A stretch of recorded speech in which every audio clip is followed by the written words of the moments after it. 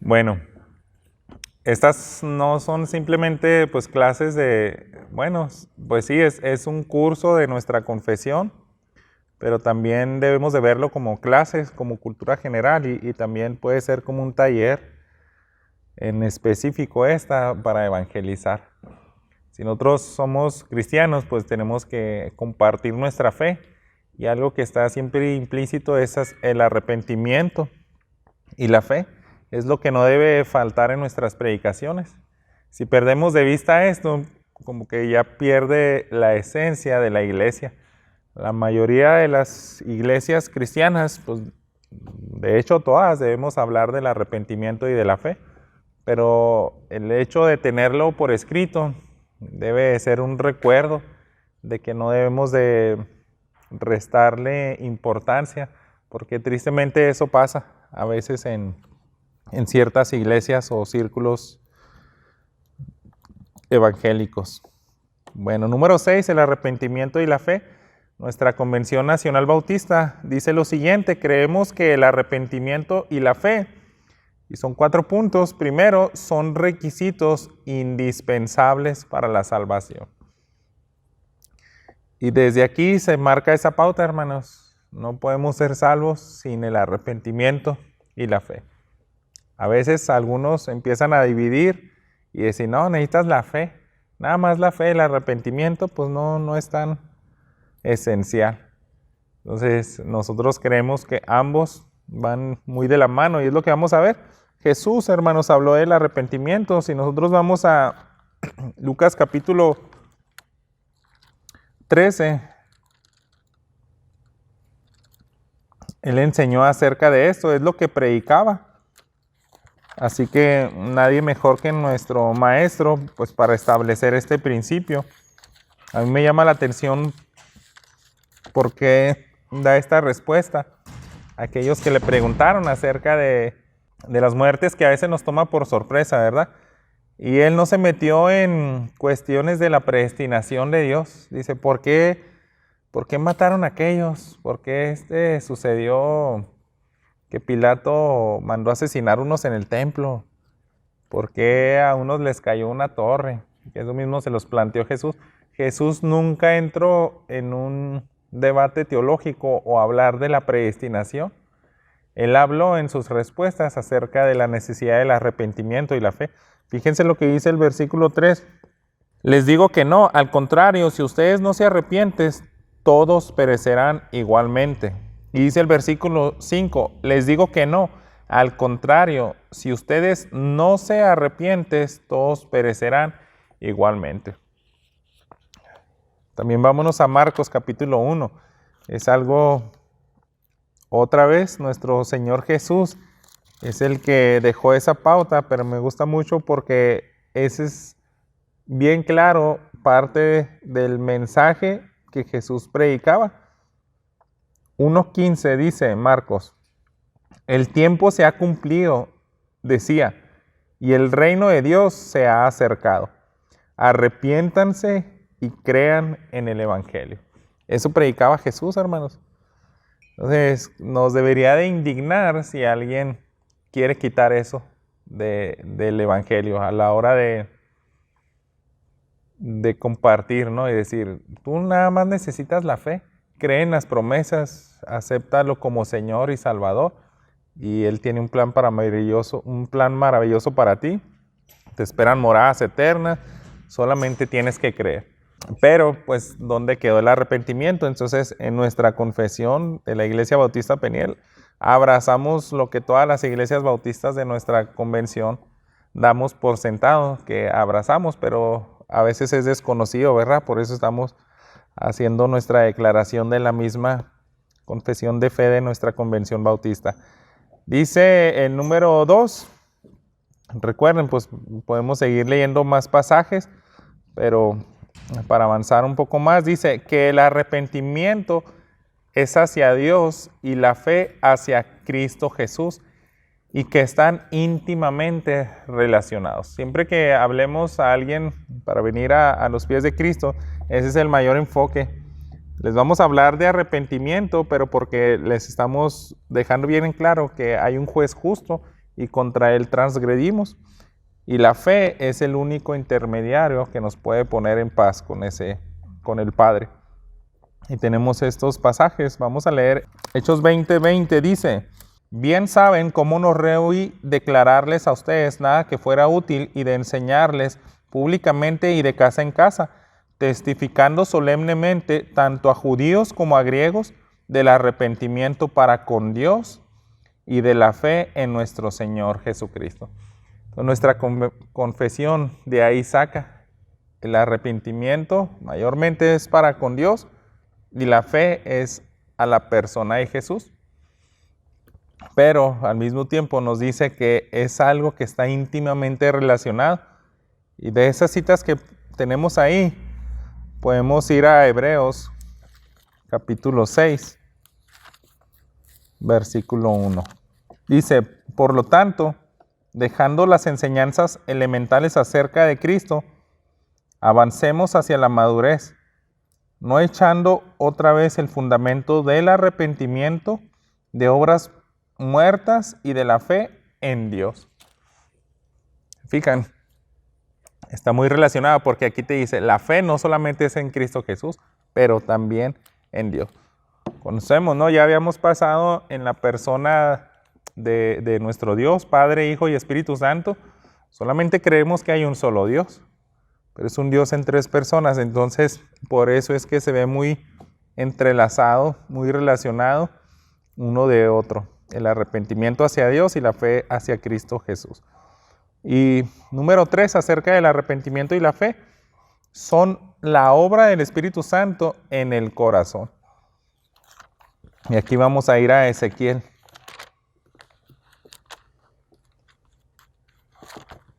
En el profeta Ezequiel tenemos este versículo donde nos hace mucho énfasis en la voluntad humana. A mí se me hace sorprendente cómo en el mismo libro de Ezequiel encontramos que Dios, por su iniciativa propia, pone un corazón nuevo en las personas. Pero el mismo profeta se le reveló lo siguiente: arrojen de ustedes todas las transgresiones que han cometido. Y fíjense, háganse un corazón nuevo y un espíritu nuevo. ¿Por qué han de morir, casa de Israel? Pues yo no me complazco en la muerte de nadie, declara el Señor Dios. Arrepiéntanse, vivan. Entonces, eso habla de la responsabilidad humana. Háganse. Más adelante en el nuevo pacto va a decir, yo les daré un corazón nuevo. Pero no podemos separar eso y no debiéramos de verlo como un conflicto, hermanos. Nosotros estamos enseñando las dos cosas. El arrepentimiento es que tú debes de buscar ese corazón nuevo y es a través de la fe, ¿verdad? Vamos a ver qué dice también Juan capítulo 16. Versículos 8 y 9. Y cuando Él venga, convencerá al mundo de pecado, de justicia y de juicio. De pecado porque no creen en mí. Entonces, ahí ahora nos habla que el Espíritu Santo es el que obra en el corazón. Si Él no hace esa obra, no van a creer en ese Salvador.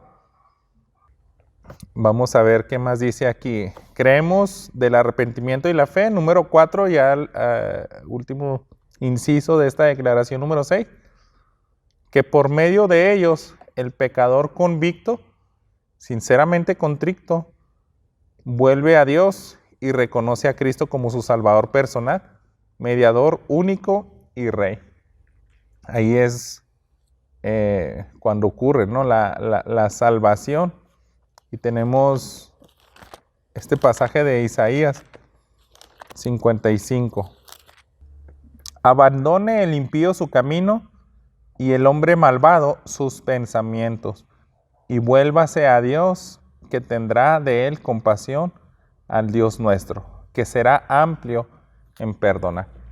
Entonces, fija, nuestra declaración dice, el hombre llega a un punto donde, por eso mismo de que sabe la gravedad de su pecado, se humilla y sabe que ya no hay esperanza por él, Pero al mismo tiempo Dios no lo deja en esa circunstancia, en esa situación, sino que le da esperanza. Eso lo creemos nosotros. Por eso reconoce a Cristo como su Salvador personal, mediador único y Rey.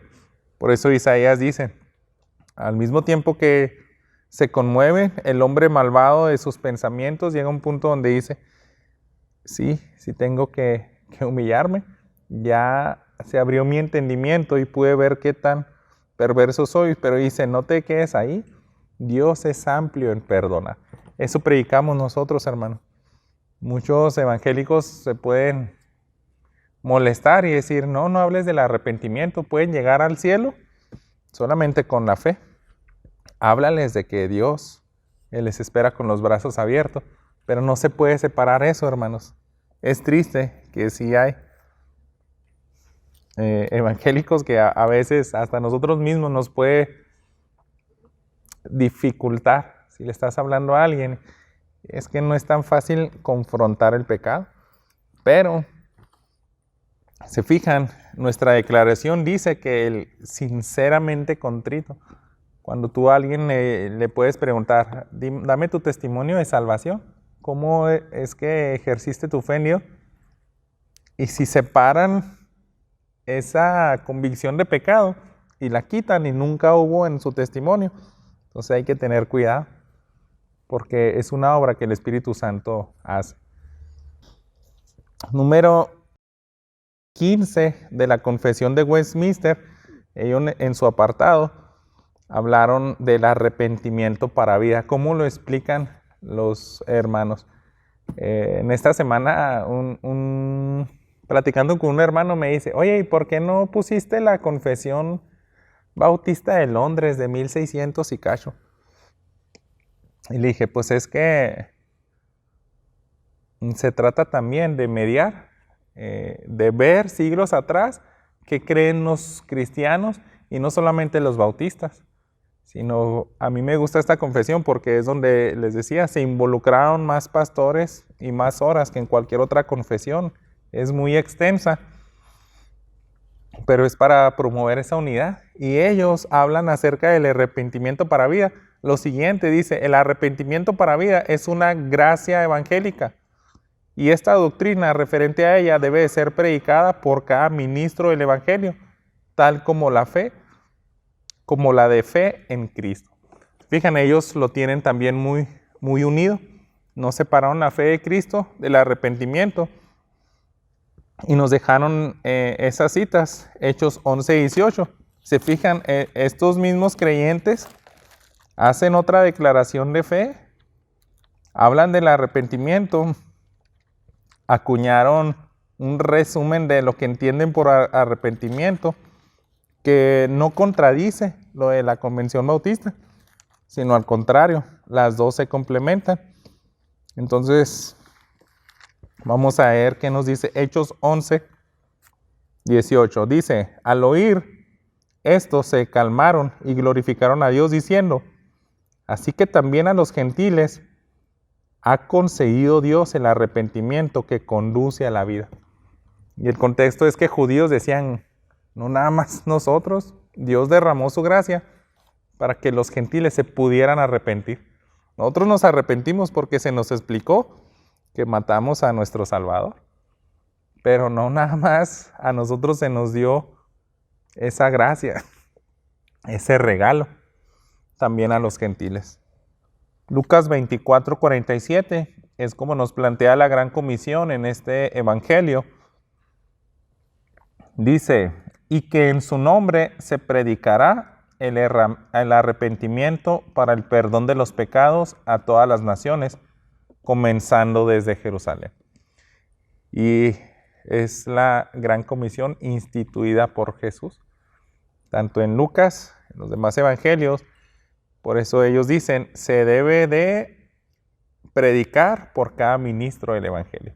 No solamente por los pastores, sino por cada creyente, cada hijo. Nosotros nos convertimos en ministros del evangelio desde que somos parte, nación santa, pueblo escogido por Dios. También tenemos Hechos 20, 21. testificando solemnemente tanto a judíos como a griegos del arrepentimiento para con Dios y de la fe en nuestro Señor Jesucristo. Eso es lo que decía Pablo, es lo que me dedico yo, a hablar acerca del arrepentimiento. Si se fijan, aquí coincidió la cita de Marcos 1:15 de esta confesión a la confesión bautista. Entonces son pasajes donde podemos ver que están completamente de acuerdo. Bien, tenemos este párrafo más largo. En el apartado 2 de la confesión de Westminster dice: al arrepentirse, un pecador se aflige por sus pecados y los odia. Yo creo que aquí se ve más acerca de, más completo lo que dijo la Convención Nacional Bautista.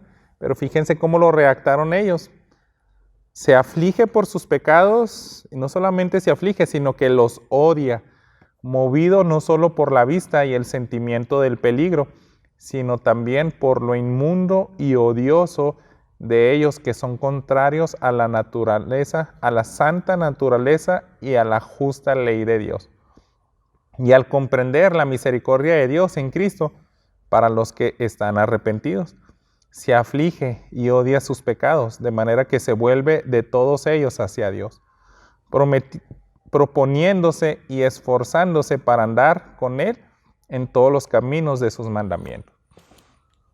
Es como una versión extendida de lo que acabamos de ver de la Convención Nacional Bautista. Pero, si se fijan, tenemos otras citas. Y aquí sí quiero que vayamos a Ezequiel 18, 30 y 31. Por tanto, los juzgaré a cada uno conforme a su conducta, oh casa de Israel, declara el Señor Dios. Arrepiéntanse y apártense de todas sus transgresiones, para que la iniquidad no les sea de tropiezo. Arrojen de ustedes todas las transgresiones que han cometido, y háganse un corazón nuevo y un espíritu nuevo. ¿Por qué han de morir, casa de Israel? Se fijan, otra vez coincidieron con el mismo pasaje, pero ellos abarcaron un versículo anterior, porque te está hablando de esa acción. Arrojen de ustedes las transgresiones. Si las arrojas no es cualquier cosa, no, guárdalas, ¿no? Arrojar es como debes de sentir ese odio, esa repulsión. También se ve en el 36, si nos pasamos ahí mismo en Ezequiel, pero 36, 31.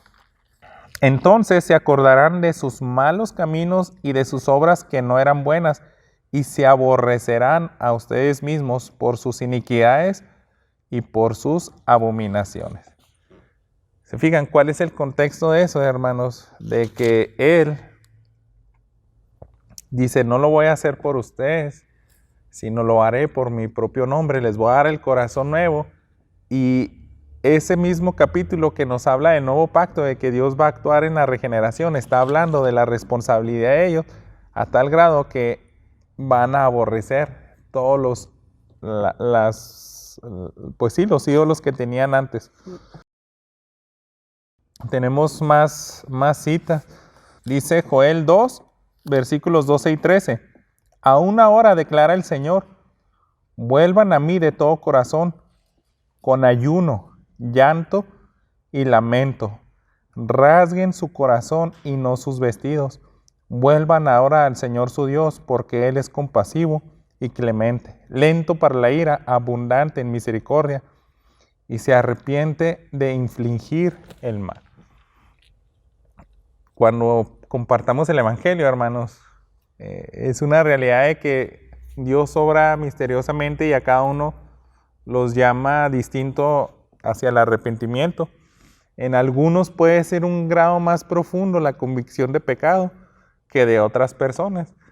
No queramos que todos actúen así como Martín Lutero, que se autoflagelaba, que apenas se levantaba de confesar con el Padre y regresaba a los 5 minutos y decía, olvidé algo. Ya lo tenían harto en los confesatorios. Y hacía cosas muy, muy tremendas porque él no entendía todavía la justificación por fe, solamente entendía que era pecador y que necesitaba la justificación. No sabía cómo obtenerla y fue agonía. Y a veces, hermanos, son por meses eso. Yo recuerdo también una vez, no me acuerdo qué predicador, en épocas de avivamientos, le dice una esposa al predicador, al evangelista: venga a ver a mi esposo, porque está ahí abajo en la casa, agarrado de una viga, y piensa que ya se va a ir al infierno.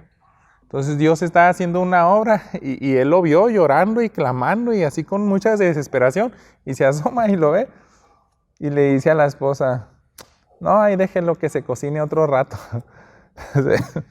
Tal vez hasta Dios mismo no le da esa instrucción, y decir, pues sí, es que el hombre era muy malvado. O sea, cuentan la anécdota, dice, déjalo que sufra más por su pecado, y se le va a extender la gracia, no lo vas a dejar ahí. Pero ese sentir, hermanos, sí lo deberíamos de procurar en transmitir hacia los demás cuando compartes el evangelio. Es decir, pon cuidado, porque yo quiero que como iglesia compartamos nuestro testimonio. He conocido a algunos de ustedes, y hay unos que me bendicen mucho porque dicen, no, sí me sentí, nunca había entendido cómo dañaba a mi familia, hasta que Dios usó su Espíritu Santo y me hizo ver qué tan pecador era. Bien, tenemos una cita más, Salmos 119. Nos podemos llevar ahí a Salmos cuando estemos compartiendo el evangelio y decirle que no solamente cuando ejerces fe y aborreces tus pecados, después vas a amar obedecer la ley. Y este salmo está lleno de versículos. Solamente vamos a ver 3. Salmo 119, 6. Entonces no seré avergonzado al considerar todos tus mandamientos.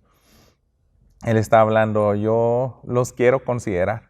Yo quiero vivir bajo esos mandamientos. Se nota ese deseo. Dice el versículo 59.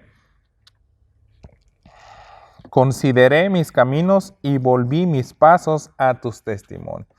Entonces, es esa entrega de voluntad. Y se marca todavía mejor aquí en el 106. Fíjense cómo dice. He jurado y lo confirmaré, que guardaré tus justas ordenanzas. Eso es una resolución, hermanos. No es un deseo, una resolución. Es decir, lo voy a hacer porque lo voy a hacer. Y te sigues leyendo ese salmo y dices, más, hasta me deleito hacerlo. Me deleitan tus mandamientos y es lo que más anhelo. A veces le pide que les ayude a cumplirlo, a veces dice que los va a cumplir. Entonces es un salmo muy bonito que nos habla de esa naturaleza. Cuando ocurre el arrepentimiento, implícitamente también va que abrazas la ley de Dios. Es una manera de ver claramente que diste ese cambio de 180 grados. Bueno, vamos a avanzar.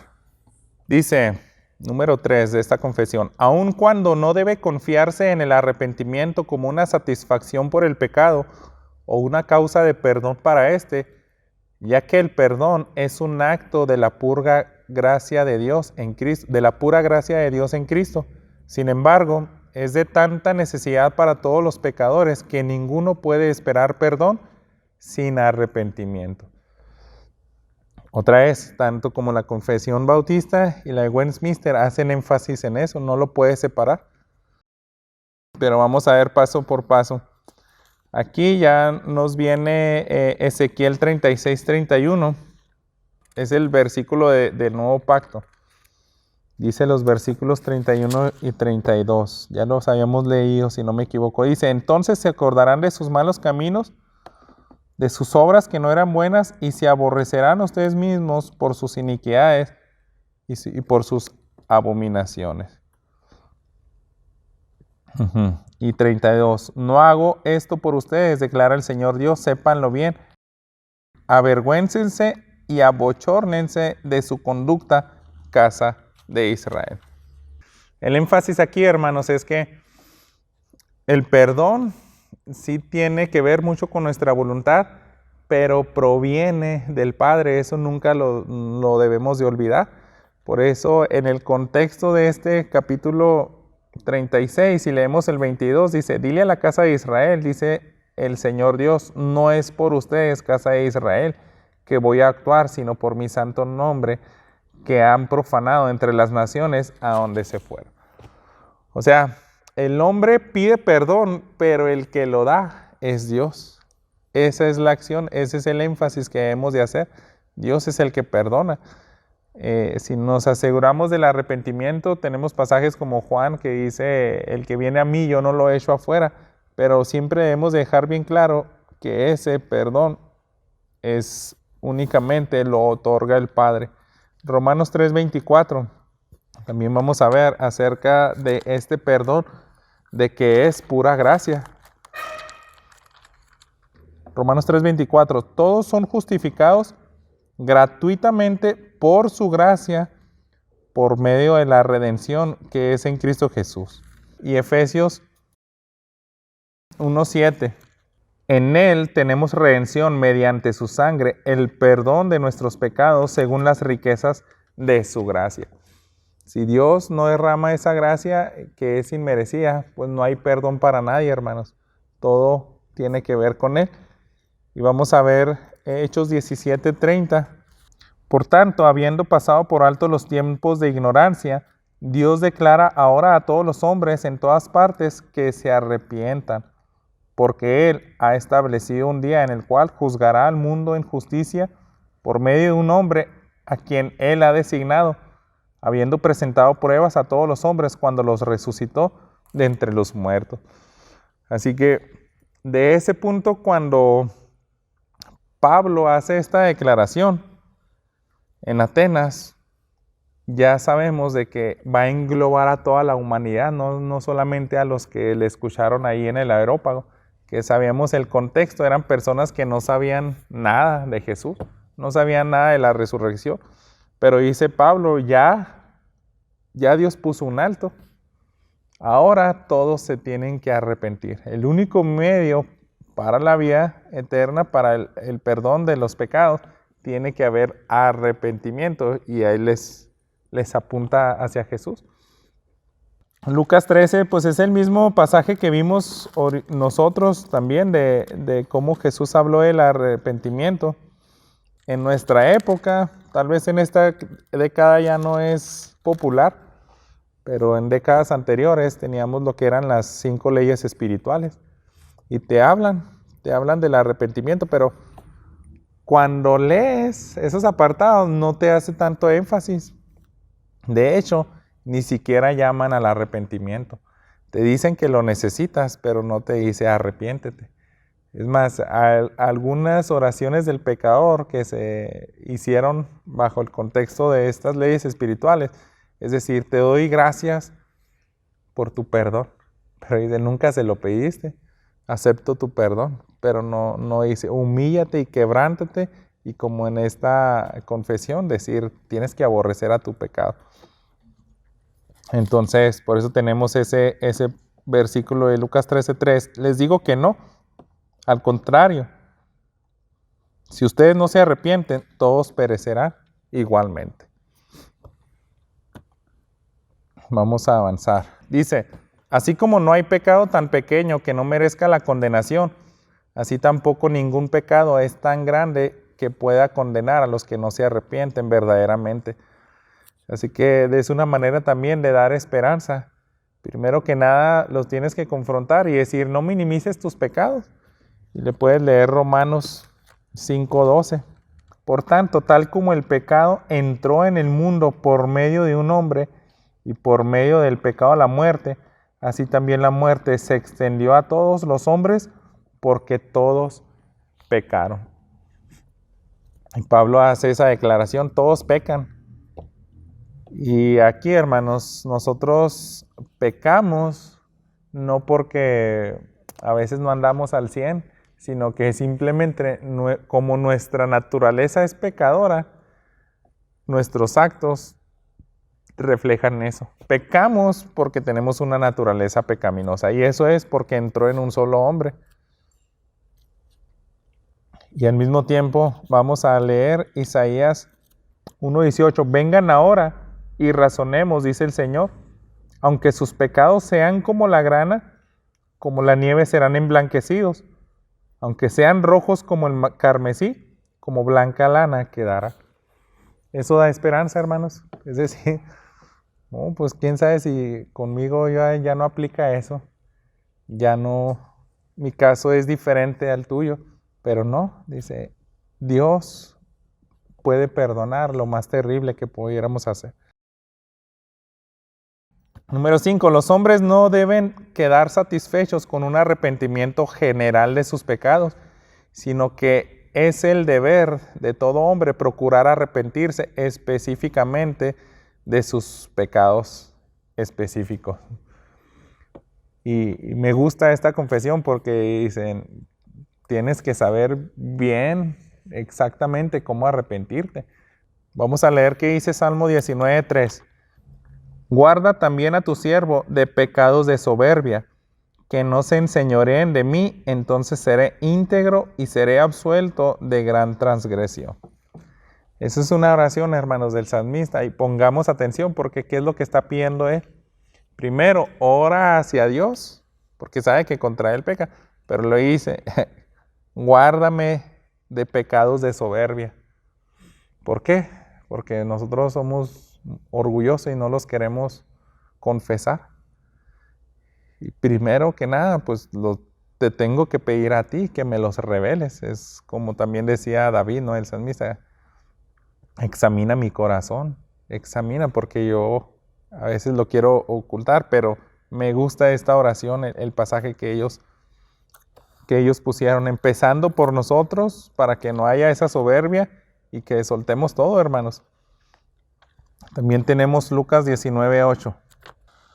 Pero Zaqueo, puesto en pie, dijo a Jesús, Señor, la mitad de mis bienes daré a los pobres, y si en algo he defraudado a alguien, se lo restituiré cuadruplicado.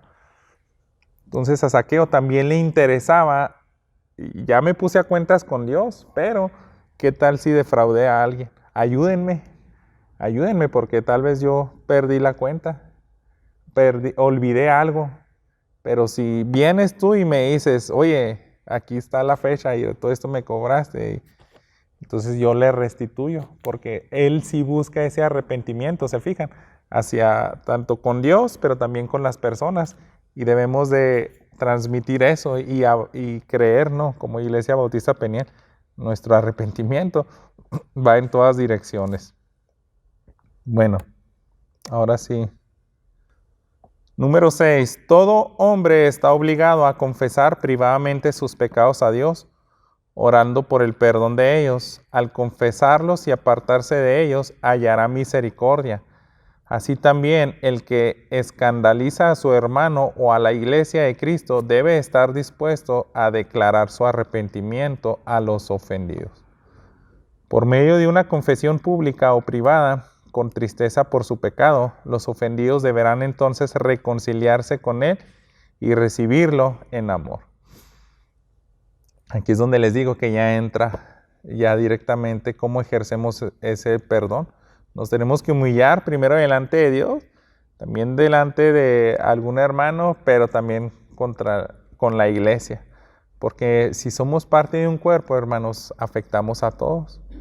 Tenemos que leer esta cita, Salmos 32, 5 al 6. Te manifesté mi pecado y no encubrí mi iniquidad. Dije, confesaré mis transgresiones, ¿a quién? Al Señor. Y tú perdonaste la culpa de mi pecado. Por eso que todo santo ore a ti en el momento en que pueda ser hallado. Ciertamente en la inundación de muchas aguas no llegarán estas a él. Ese es el primer paso, hermanos. Saber que nos debemos de humillar delante de Dios. Si no, pues no va a servir de nada. Vamos a ser como un Judas, ¿no? Y vamos a leer ahora Proverbios 28:13.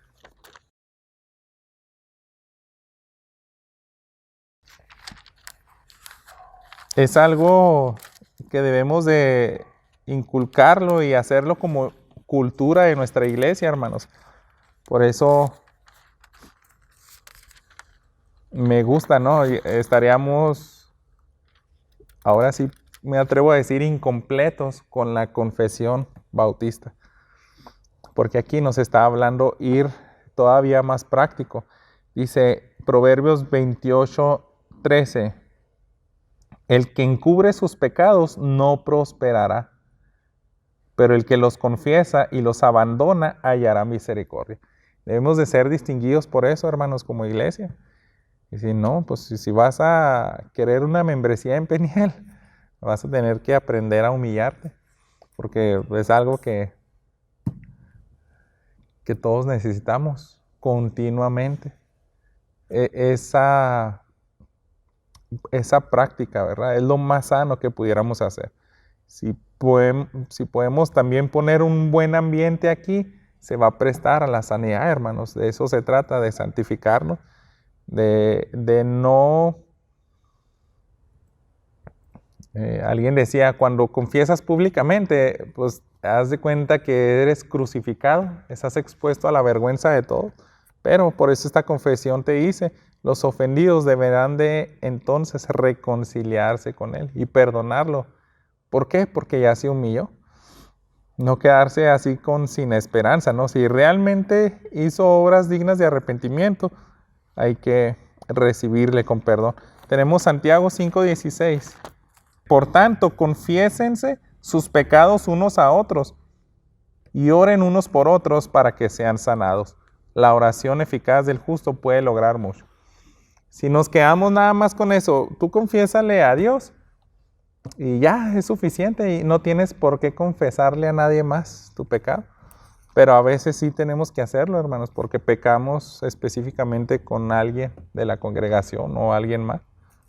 Y aquí, es más, tal vez pudieras tener una carga y decir, me siento como David, que hizo ese salmo donde mientras cayó envejecieron mis huesos, así me siento, tengo que decirle algo, pues es que no lo has dicho. Tal vez no pecaste contra mí, pero es bueno, hermanos, tener esa práctica y decir, hice algo terrible y te lo confieso a ti, necesito ayuda. Necesito ayuda. El confesar eso, hermanos, créanme, libera tanto y sana la congregación. Última cita, 2 Corintios 2. Ahí nos viene marcado el versículo 8, pero yo quiero leer desde el versículo 7. Así que por el contrario, ustedes más bien debieran perdonarlo y consolarlo, no sea que en alguna manera éste sea abrumado por tanta tristeza, por lo cual les ruego que reafirmen su amor hacia él. Si ya se humilló, si ya confesó su pecado ante la congregación, entonces seríamos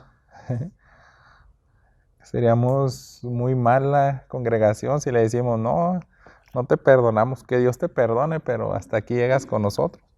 Te nos vas de aquí, de esta congregación, no te queremos. Dicen, no, eso va a ser pues muy triste para él. Lo deben de reafirmar su amor hacia él. ¿Por qué, hermanos? Porque eso hizo Dios con nosotros. Debemos de también aprender a ser una iglesia que llama a cuentas. Hay pecados que sí debemos de confesar públicamente porque afectan a todos. Hay pecados tan escandalosos que van a manchar la reputación, primero de Dios, van a blasfemar el nombre, pero como iglesia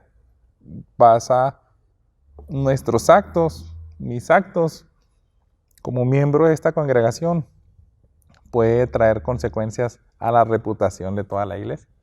De por sí, casi cualquier cosita el mundo quiere usar así para generalizar a los cristianos, pero se debe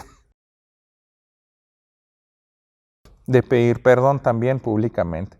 Es algo tan difícil, así que yo creo que necesitamos mucha oración, pedir al Espíritu Santo que haga esa obra, tanto de confesión, de convicción de la gravedad del pecado, pero también de la restauración. Entonces, aquí se termina este apartado del arrepentimiento de nuestra declaración de fe. Y otra vez, si alguien dice, oye, no, aquí, si mejor quitamos eso, pues lo platicamos. O decir, no, ¿sabes qué? Se me hace muy...